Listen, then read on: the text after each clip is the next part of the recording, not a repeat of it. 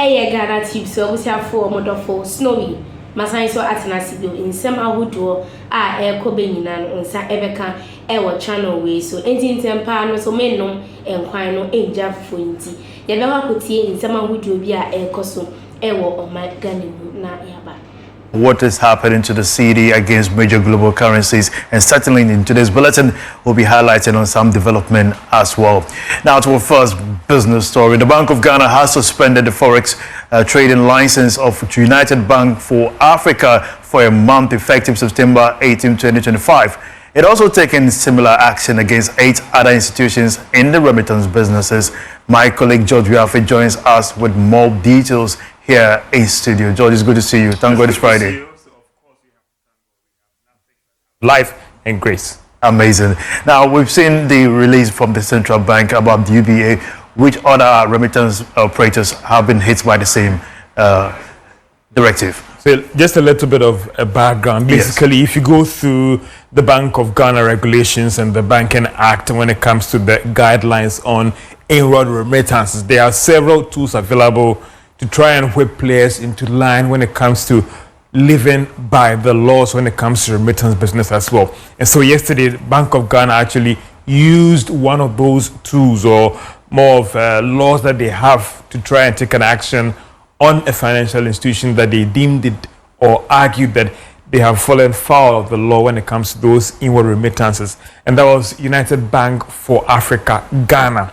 Now, what they've actually done is to suspend them from engaging in forex trading activities. And this is just their license when it comes to forex.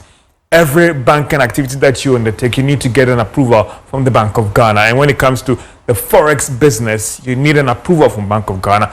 It can be taken from you, but now Bank of Ghana is saying that from September 18, that means if it's 1 month, it will be October 18th, sorry. Yes. It means that after that period, then you can get back. And that's what the Bank of Ghana is doing. So let's look at what they are saying here, what just a little bit of pictures here to let you appreciate it. That's United Bank for Africa, and of course their forex trading license, and it's going to start from September 18, 2025. So a month from that should be October 18th, if my math is right or calculation. That means that after that period, they can get back into this business. This means a lot of the banks, in terms of get a lot of their money from interest and their treasury operations and all the rest. So taking this thing away from them means a lot to the commercial bank. Someone will certainly ask, why is the central bank taking this decision? Well, it appears that the Bank of Ghana wants to walk the talk. Some have argued that when it comes to all the laws, I mean, about foreign exchange restrictions and all those things, we have these laws in our books. The challenge has been, how do you enforce them? So it appears that the Bank of Ghana wants to lead so that other institutions will also follow them when it comes to these laws. Let's still give our viewers some breakdown here. So what was the reasons why Bank of Ghana has sanctioned United Bank for Africa, Ghana? You could talk about multiple violations of the foreign exchange regulations. So it's just not one, not twice, multiple. Also conducting unauthorized remittance activities with the following payment providers. And that is when we'll come to the other part of the statement where the Bank of Ghana has named these payment service providers that they are talking about. You can talk about Helga's Financial Technologies. You can talk about Stellnet Limited and Flutterwave. So these are big names in the remittance places. The remittance business. And if you come to understand the business, it's not just, it's a whole play, more of a cycle where you have the money transfer operators, the payment service providers, and even the commercial banks. When somebody sits in London and uses a platform to send money and you get it here, there are several layers of cycle that it passes through before you actually get that money on your phone here to go and take it from the telcos. So basically, if you look at the money transfer operators that they have also sanctioned for almost a month, you could talk about Top Connect, you could talk about Send Up, you could talk about Tap Send. I mean, one of the biggest players in the industry when it comes to the virtual remittance transfer business as well. And also Remit Choice and then Afriex. So these are the 4 or 5 money transfer operators that the Bank of Ghana also said that because she also played a role in all these things as well, we are asking you that from September 18, for 1 month, you cannot do business in the remittance space. If you go through the statements again coming from the Bank of Ghana, the Bank of Ghana is also reminding of the players that for these other players in that space, yes, when their suspension expires and a commercial bank you want to engage them, it is not going to be automatic. What you have to do is that apply again to the Bank of Ghana. We'll look at the request and then we'll take a decision. If you go through these names, there is one name that had been sanctioned before. So the argument also comes up again is that if these institutions are in the habit of not going by the rules, what do you do to them? Do you take a tougher sanction against them to ensure that they work with the rules? If you expand this whole thing, the argument will also be that the Bank of Ghana also wants to stabilize the city. It's believed that some of these players are not playing by the rules. And that's why Bank of Ghana wants to take these tough measures so they whip them into line. And that could go a long way to help in stabilizing the Ghana city.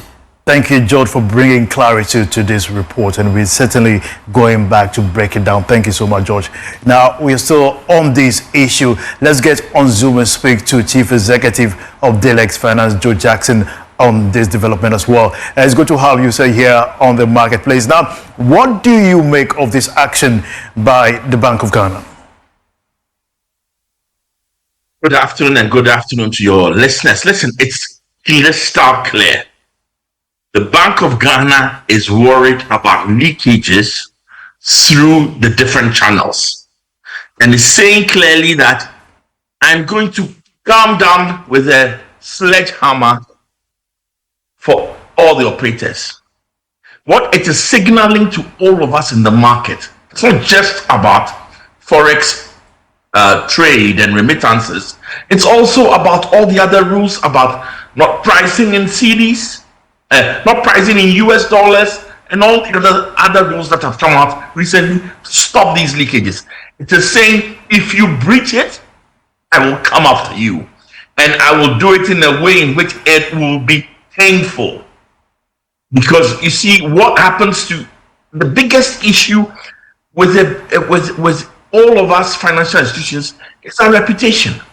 Anytime you come in to say, I'm not in compliance with XYZ, it hits me hard. And that's all that it's as if suspending my forex trading license for 1 month will kill me or give me problems. No, this has nothing to do with the fundamentals of any of these institutions. The fundamentals, if they were good, still good.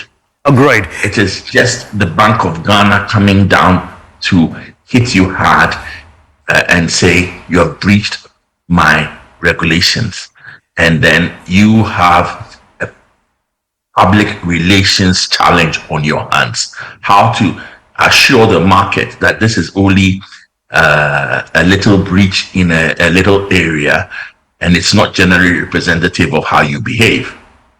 So, yeah, how about here in some ekoso ewo on my for comment ehukimi ewo comment section na menjebre enkinkan farmer fefe make I will be say aha Ghanatube so open some ahodo any akese a fa wani twemu ewo channel we so there more reason obetimi enya nsem no and as obetimi atenia ekoso quickly no is by subscribing and also hitting on the notification bell. Ebusian for modofo snow ni sisi ade makram.